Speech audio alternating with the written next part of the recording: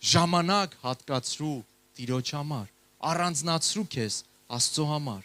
եւ կտենաս փոփոխությունները։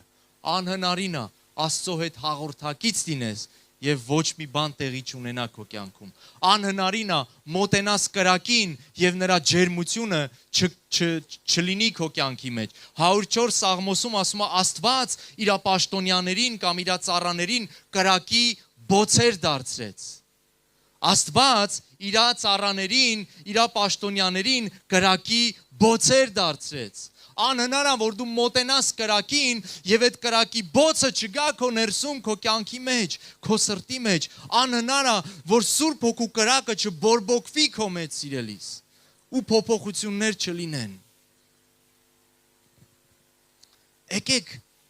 պատճառներ չփնտրենք։ Եկեք թույլ չտանք սատանային պատճառներ ասելու։ Այսօր